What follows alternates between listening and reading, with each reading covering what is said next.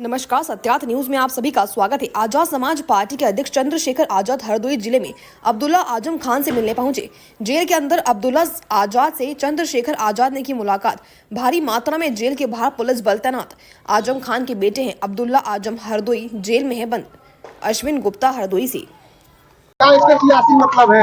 सब लोग थोड़ा नीचे करो।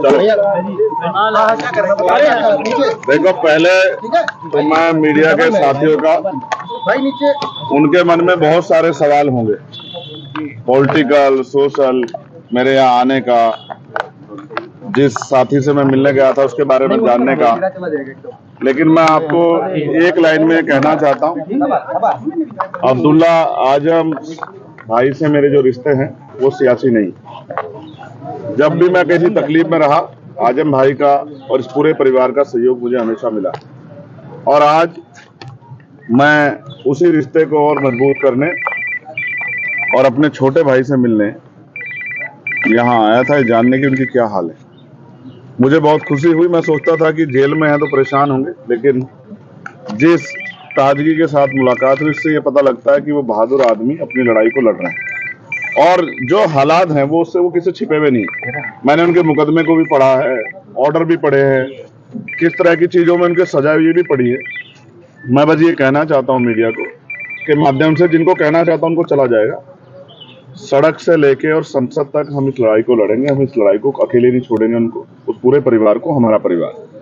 आज जिस तकलीफ में है, हमें इस बात का दुख है कि सत्ता में बैठे लोग सत्ता के अहंकार में उनका दमन कर रहे हैं और तमाम लोग इसका तमाशा देख रहे हैं। ये भी इतिहास में लिखा जाएगा कि जब एक परिवार को, जिसने लंबे समय सेवा की उत्तर प्रदेश की, कमजोरों की, मजलूमों की, आज अगर उसको जरूरत है तो सब लोग उनके इस दर्द में शामिल नहीं हो रहे। मुझे इस बात की तकलीफ है।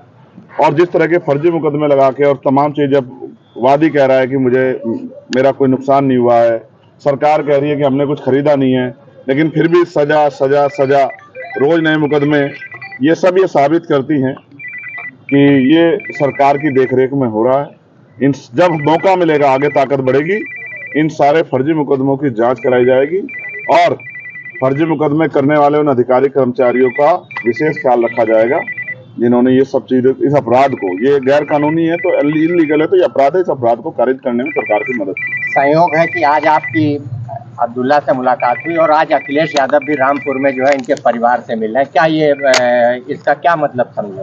मैं क्या कह सकता हूँ? आप देखिए, ये उनका अधिकार है। अखिलेश जी बड़े अच्छे नेता हैं और आज उनको परिवार की याद मिलने गए हैं तो ये अच्छी बात है, जाना चाहिए। लेकिन मुझे मेरे छोटे भाई से मिलना था। मैं पूर्व विधायक जी से नहीं मिला, मैं अपने छोटे भाई से मिलने आया था और मैं वचन दे कहता हूँ कि मैं परिवार के साथ खड़ा। और मैं ये भी स्पष्ट कर देता हूँ आपको कि वो जुल्म के आगे टूटने वाला नहीं है, परिवार टूटेगा नहीं। मैंने उनकी वालिदा को देखा, पूर्व एमपी साहब को, क्या हालात थे उनके मैं जानता हूँ। लोग बताते थे कि उठ नहीं पाती थी, 2 लोग पकड़ के ले जाते थे बाथरूम, तब भी उन्होंने इतना जुल्म सहा, सिर्फ इसलिए कि आजम भाई की पत्नी है। अभी आपने कहा कि कुछ लोग साथ नहीं दे रहे हैं, किसकी तरफ इशारा था? नहीं, मेरा एडमिनिस्ट्रेशन और जो सिस्टम है उससे मैं वो कर रहा हूँ। आप अखिलेश जी की तरफ मत ले जाइए।